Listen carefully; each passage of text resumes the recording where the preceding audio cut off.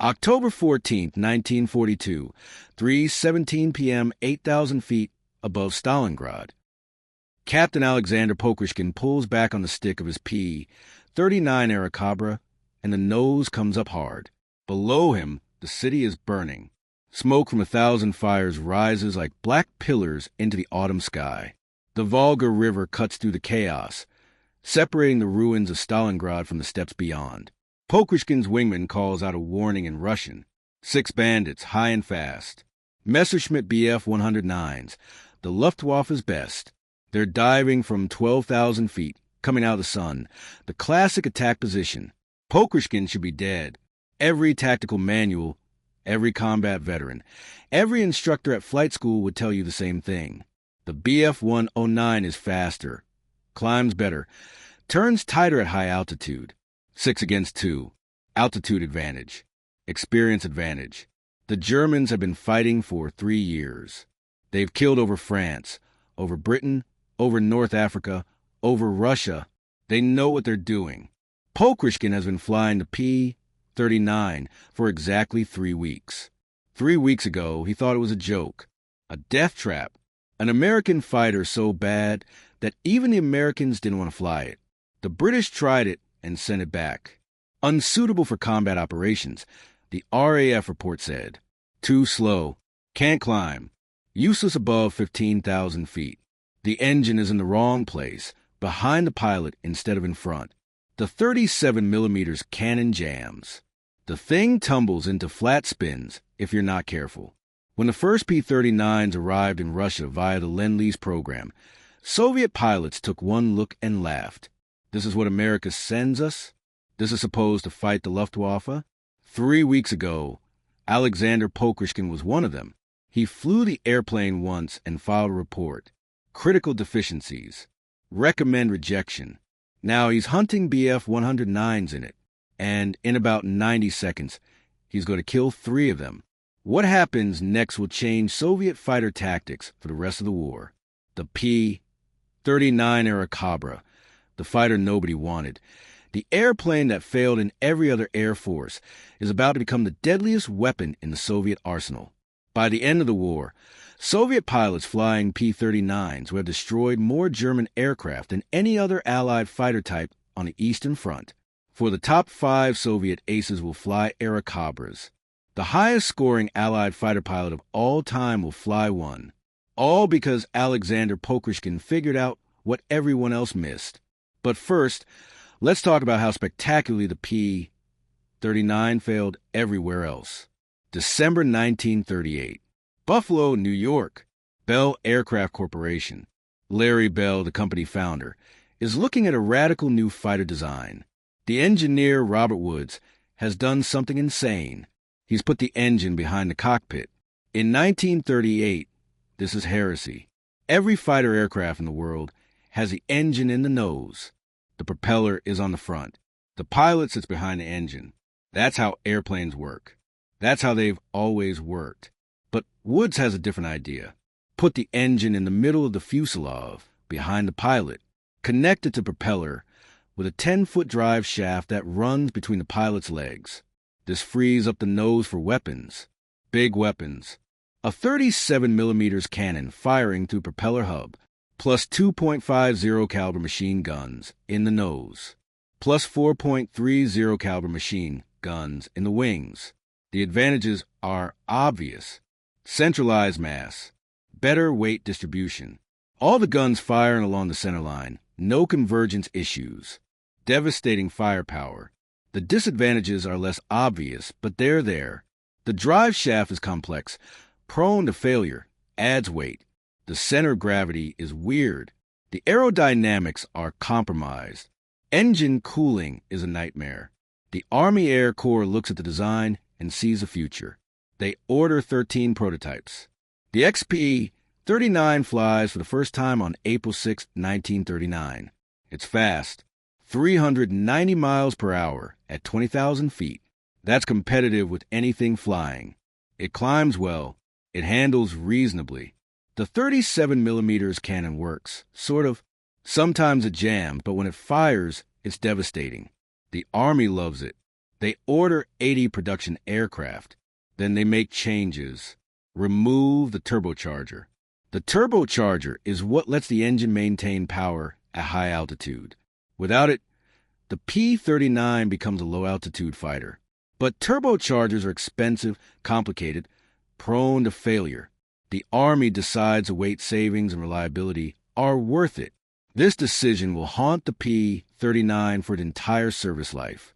Production begins in 1941. The P-39 Airacobra. Beautiful airplane. Sleek lines. Tricycle landing gear. The first American fighter with a nose wheel instead of a tail wheel. Car-style doors instead of a sliding canopy. You climb into a P-39 like you're getting into a sports car. The British order 675 of them. They're desperate. The Battle of Britain is over, but the war goes on. They need fighters. Lots of fighters. Fast. The first P-39s arrive in England in July 1941. The RAF pilots take them up and immediately file complaints. The airplane won't climb. At 15,000 feet, it's gasping for air. The Bf-109 can fight at 25,000 feet. So can the FW-190. The P-39 can barely reach 20,000 feet, and when it gets there, it's wallowing around like a drunk pelican. Combat at high altitude? Forget it. The 601 Squadron conducts operational trials. They fly the P-39 in combat exactly once. September 9, 1941.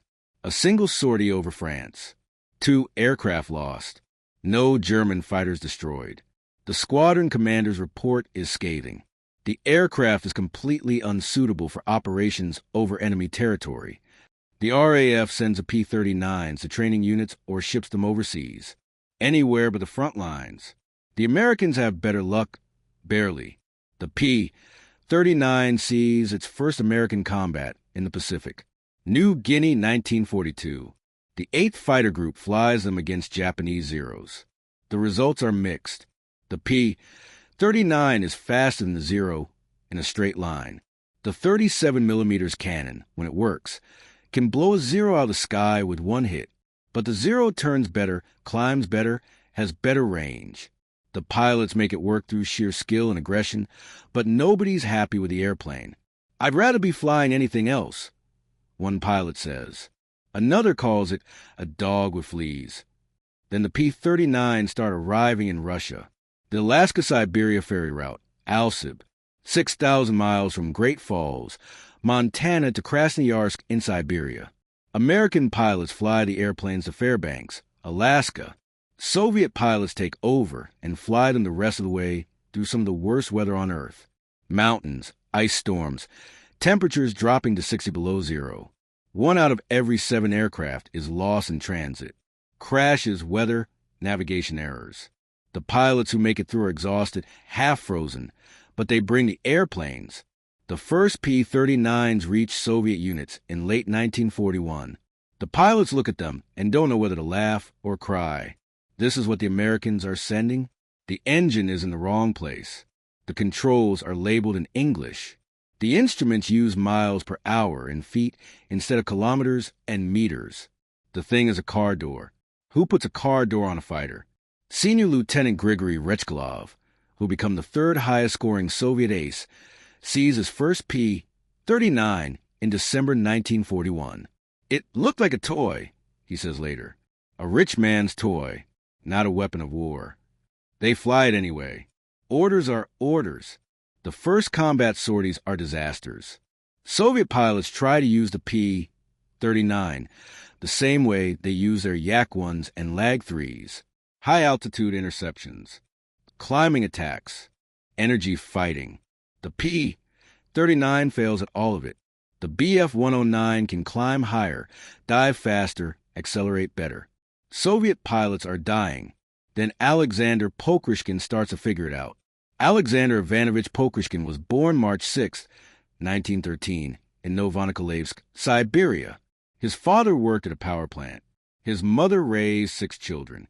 Pokryshkin grew up watching airplanes fly over his town and decided that's what he wanted to do. Fly. Not just fly. Fight. He joined the Red Army in 1932, applied for flight school, got rejected, not enough education. He was assigned to an aviation technical school instead, aircraft mechanic. For 2 years, Pokryshkin fixed airplanes while other men flew them. He studied at night. Math, physics, aeronautics. He learned everything he could about how aircraft worked, why they worked, what made them fast or slow, stable or unstable. In 1934, he applied to flight school again. This time they accepted him. He graduated in 1939, just in time for the Winter War against Finland. He flew reconnaissance missions in an obsolete biplane. Not glamorous, but he learned. He survived. By 1941, he's flying fighters. The MiG-3, a high-altitude interceptor that's fast but difficult to handle. He shoots down his first German aircraft on June 26, 1941, for days after Germany invades. A Bf-110 twin-engine fighter. Pokryshkin almost gets court-martialed for it because Soviet command doesn't believe the kill claim. The air war over Russia is chaos. Communication breaks down. No radar, no ground control, just pilots going up and trying to find the enemy through visual searches. Pokryshkin is methodical. He keeps a notebook. After every mission, he writes down what happened, what worked, what didn't, how the Germans fought, what they were good at, where they made mistakes. Other pilots think he's crazy. Old-fashioned. You're supposed to rely on instinct, on aggression, on courage. Pokryshkin relies on analysis. When he gets assigned to the P-39 in September 1942, he approaches it like an engineering problem. This airplane has failed everywhere else. Why? What are its limitations? What are its strengths? Can the strengths be exploited in a way that negates the limitations? He flies the P-39 dozens of times. Not in combat, just testing, climbing, diving, turning, rolling. He pushes it to the edge of its performance envelope. He finds a flat spin problem. The airplane has a tendency to enter an unrecoverable flat spin if you pull too hard in a turn. Okay, don't pull too hard in a turn. He finds the altitude problem. Above 15,000 feet, the engine chokes. Performance dies. Okay, don't fight above 15,000 feet. But below 12,000 feet? Below 12,000 feet, the P-39 is a different airplane. The engine loves thick air. Sea level to 10,000 feet, the Allison V-1710 produces 1,200 horsepower, and it doesn't quit. The roll rate is exceptional. The P-39 can snap from a left bank to a right bank faster than anything the Germans have. The firepower is devastating. The 37mm cannon fires a half-pound shell. One hit will saw a Bf-109's wing off. Pokryshkin realizes something nobody else has figured out. The P-39 isn't a bad fighter. It's just being used wrong. The Eastern Front isn't the Western Front. Most combat happens below 15,000 feet. German dive bombers, Stukas, attack at low altitude. German ground attack aircraft, the FW-190s and Bf-109s loaded with bombs, operate low. Soviet ground attack aircraft, the Sturmovix, operate even lower, sometimes at treetop level. The air war over Russia happens close to the ground. The P-39 is perfect for it. Pokryshkin develops new tactics. Don't climb to meet the enemy. Let them come down. Fight between 6,000 and 12,000 feet, where the P-39 has the advantage. Use the roll rate. The Bf-109 can turn tighter, but it can't roll as fast. When a 109 attacks, don't try to outturn it. Snap into a barrel roll. Use the vertical. The P-39's power-to-weight ratio at low altitude is excellent. You can zoom climb, extend, come back with altitude advantage. And at 37mm cannon, Pokryshkin learns to get close. Really close. 100 meters. 50 meters. Close enough to see the rivets on the enemy's fuselage. At that range, you can't miss. And if the 37mm shell hits, the target disintegrates. He teaches his tactics to his squadron. Some of them think he's insane. Fight at low altitude? Let the enemy have the height advantage? It violates every principle of air combat. But Pokryshkin is insistent. Try it. Just try it. They try it. It works. October 14th, 1942. 3:17 p.m. 6 BF 109's diving from 12,000 feet. Pokryshkin is at 8,000 feet with his wingman. According to every tactical manual, he should run, dive for the deck, use the P-39 speed and level flight to escape. But Pokryshkin doesn't run. He calls to his wingman, "Stay below me. Watch for others." Then he pulls the nose up and throttles forward. The Allison V-1710 engine roars. At 8,000 feet, it's making full power. The P-39 accelerates upward. The German leader probably thinks Pokryshkin is trying to climb away. Rookie mistake. The Bf-109 climbs better. The German commits to the attack. He rolls into a dive, lining up his shot. Pokryshkin lets him come. He's not climbing away. He's climbing toward a head-on pass. Suicidal, most pilots would say. 2 aircraft closing at a combined speed of over 600 miles per hour. Whoever breaks first loses. Whoever hits first wins. At 500 meters, Pokryshkin opens fire. The .50 caliber machine guns in the nose. 2 of them, 1,200 rounds per minute combined. Tracers stream out. The German sees them coming. Tries to adjust his aim. Too late.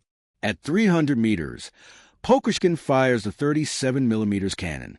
The first shell misses. The second shell doesn't. It hits the Bf-109's engine cowling and detonates. The German fighter's nose disintegrates. Engine fragments, metal shrapnel, pieces of propeller blades spinning through the air. The Bf-109 flips over and goes down trailing black smoke. Pokryshkin snaps into a hard right roll, the kind of roll that would make a Bf-109 wobble. The P-39 rotates instantly. He reverses, pulls hard, comes around. The other 5 Germans are scattering. They didn't expect this. They expected the P-39 to run or die. It did neither. 2 of them are trying to dive away. Pokryshkin picks one, pushes the nose down, follows. The P-39 accelerates. Faster, faster. The German is pulling away, but not fast enough. At 600 meters, Pokryshkin fires a burst. Misses. At 400 meters, another burst. The tracers walk up the Bf-109's fuselage. Pieces fly off the tail. The German tries to pull up. The elevator doesn't respond. The tail has been shot through. The Bf-109 rolls inverted and spirals into the ground. 2 kills in 90 seconds. Pokryshkin pulls up, scanning for more targets. His wingman calls out. 3 more 109s, diving on another P-39 below. Pokryshkin rolls inverted, pulls through, goes after them. The fight lasts 7 minutes. When it's over, Pokryshkin has 3 confirmed kills. His squadron has 5 total. No Soviet losses. The Germans break off and retreat west. That night, Pokryshkin writes in his notebook, "Low-altitude tactics confirmed effective. P-39 performance excellent between 2,000 to 4,000 meters. 37mm cannon decisive at close range. Recommend all units adopt similar approach." Word spreads. Other Soviet pilots start flying P-39s the way Pokryshkin does. Low, fast, aggressive. The kill ratios improve dramatically. By November 1942, Soviet P-39 squadrons are consistently achieving favorable exchange rates against the Luftwaffe. The numbers tell the story. Between 1942 and 1945, the Soviet Union receives 4,952 P-39 Airacobras through Lend-Lease. It's the second most numerous American aircraft sent to Russia after the Douglas A-20 bomber. Soviet factories are producing their own fighters, the Yak-9 and La-5, excellent airplanes. But Soviet pilots keep requesting P-39s. Why? Reliability. The Allison engine, for all its altitude problems, is tough. It can take damage and keep running. It can operate in extreme cold. Soviet airfields in winter are brutal. Temperatures drop to 40 below. Engines freeze. Fuel gels. Hydraulics fail. The P-39 keeps working. Firepower. That 37mm cannon is a game changer. German pilots learn to fear it. A Bf-109 can take multiple hits from 7.62mm machine guns and keep flying. One hit from a 37mm shell, and it's done. Soviet pilots love it. They call the P-39 Cobra and the 37mm the Devil's Finger. Durability. The P-39 has armor. Lots of it. Armor behind the pilot. Armor around the engine. Armor protecting the oil and coolant systems. German 20mm cannon hits that would cripple a yak. One just make holes in a P-39's armor plate. Soviet pilots appreciate coming home alive. And the tactics work. By 1943, Soviet P-39 units have refined Pokryshkin's approach. They fight below 12,000 feet. They use slashing attacks, boom and zoom, high-speed passes. They avoid turning fights where the Bf-109 has the advantage. They exploit the P-39's roll rate and acceleration. The results are extraordinary. Alexander Pokryshkin ends the war with 59 confirmed kills, all but 6 in the P-39. Grigory Rechkalov gets 56 kills in the P-39. Nikolai Gulov gets 57, all in the P-39. Alexander Klubov gets 50. The top Soviet ace, Ivan Kozadub, flies mostly Law 5s and Law 7s, but the next 4 aces all fly Airacobras. The 16th Guards Fighter Aviation Regiment, an elite unit, flies P-39s exclusively from 1943 to 1945. They claim over 1,100 German aircraft destroyed. The 9th Guards Fighter Aviation Regiment gets 1,100 kills. The 100th Guards Fighter Aviation Regiment, Pokryshkin's unit, claims over 700. Are all these numbers accurate? Probably not. Overclaiming is endemic in every air force. Combat is chaotic. Multiple pilots shoot at the same target, and everyone claims a kill. But even if you cut the Soviet numbers in half, the P-39's record is impressive. The Germans notice. Luftwaffe pilots start filing reports. The Russians have a new fighter. Low altitude, very aggressive, dangerous. Avoid combat below 4,000 meters if possible. Some German pilots start to recognize the P-39 by its silhouette and specifically avoid engaging it. Meanwhile, American and British pilots are still complaining about the airplane. The contrast is remarkable. The P-39 in American service never achieved significant success. The 8th Fighter Group in New Guinea does okay, but they're relieved when they transition to P-38 Lightnings. The 347th Fighter Group in the Pacific uses P-39s for ground attack. Strafing, nothing more. In the Mediterranean, American P-39 units see limited action and are quickly re-equipped with P-47s and P-51s. The British never use it in combat again after that disastrous September 1941 sortie.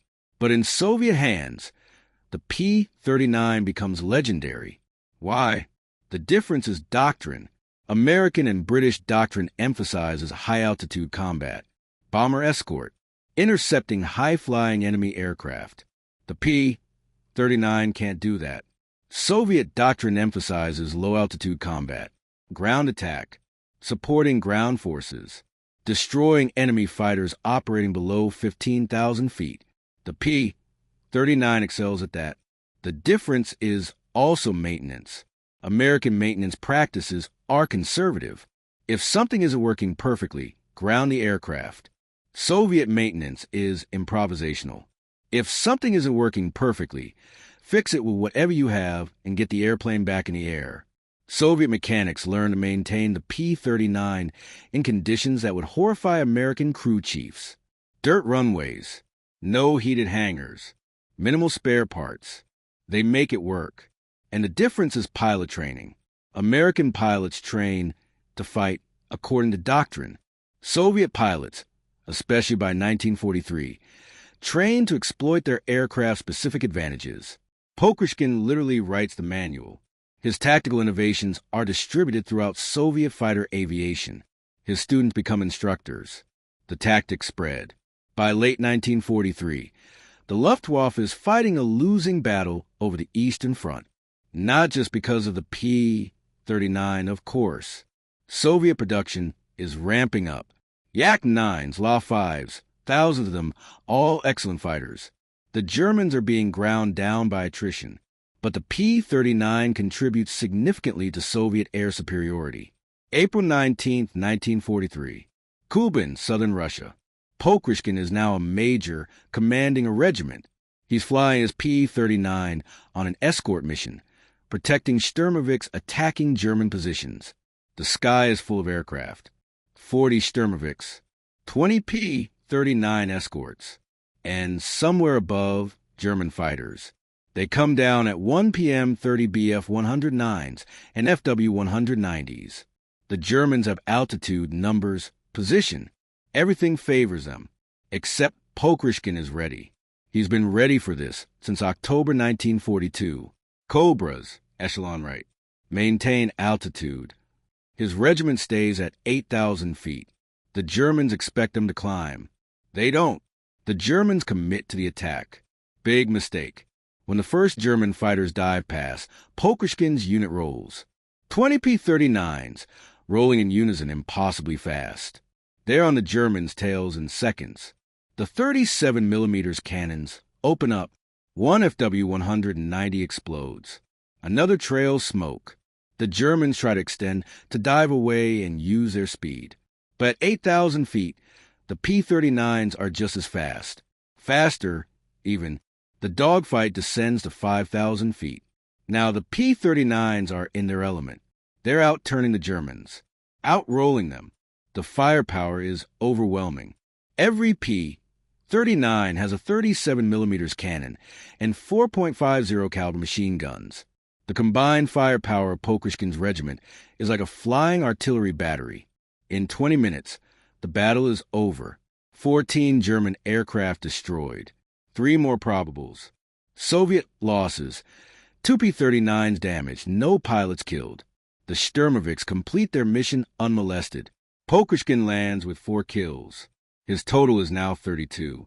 He'll get 27 more before the war ends. The war in Europe ends May 8, 1945. The P-39 is already obsolete. Jet fighters are flying. The P-51 Mustang and P-47 Thunderbolt have proven superior in Western combat. The Soviets are transitioning to the Yak-3 and La-7. But the P-39 served its purpose. Final statistics. 9,588 P-39s built, 4,952 sent to the Soviet Union. Approximately 3,000 used operationally by Soviet fighter units. Claims of over 9,000 German aircraft destroyed. Even if overclaimed by 50%, that's still 4,500 kills. More than any other American fighter type on the Eastern Front. 4 Soviet pilots became heroes of the Soviet Union 3 times, the highest honor, equivalent to the Medal of Honor. All 4 flew P-39s. Pokryshkin, Rechkalov, Ivan Kozadub, who flew some P-39 missions early in his career, and Nikolai Gilov. After the war, Pokryshkin stays in the Soviet Air Force. He rises to Colonel General, becomes Deputy Commander of Moscow Air Defense District. In 1985, he publishes his memoirs. The P-39 features prominently. The Americans thought it was a bad aircraft, he writes. It was not bad. It was different. It required different tactics. Once we understood that, it became our best weapon. Alexander Pokryshkin dies March 13, 1985. He's buried with full military honors. His P-39, the one he flew over Stalingrad, is in a museum in Moscow. You can still see the kill markings on the fuselage. 59 German aircraft, each one a story, each one a fight he should have lost and didn't. Grigory Rechkalov survived the war, dies in 1990. Nikolai Gilov dies in 1985, same year as Pokryshkin. The generation that fought in P-39s over the Eastern Front gradually fades. Their stories fade with them. Most people in the West never hear about them. Ask an aviation enthusiast about the P-39 Airacobra, and they'll tell you it was a failure. Inadequate, a footnote in aviation history. They're not wrong. Exactly. In American and British service, the P-39 was inadequate, but in Soviet service, in the hands of pilots who understood its strengths and fought accordingly, the P-39 Airacobra destroyed more enemy aircraft than the P-47 Thunderbolt on the Eastern Front, more than the P-51 Mustang, more than the Spitfire, more than any Western Allied fighter type. Soviet pilots didn't just make it work. They made it exceptional. Here's what the story of the P-39 tells us. Context matters. An airplane is just a tool.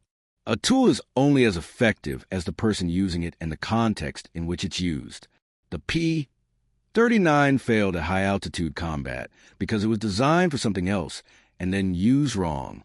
It succeeded at low-altitude combat because Soviet pilots figured out what it was actually good at and exploited those strengths ruthlessly.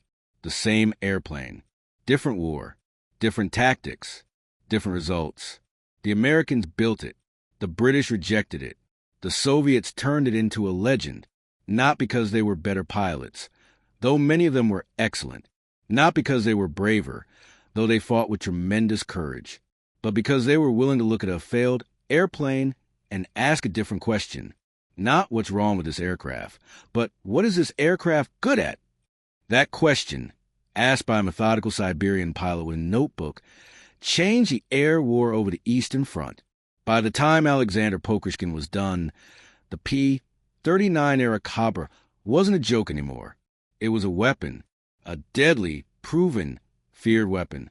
The Germans learned it the hard way over Stalingrad, and they kept learning it every day until the war ended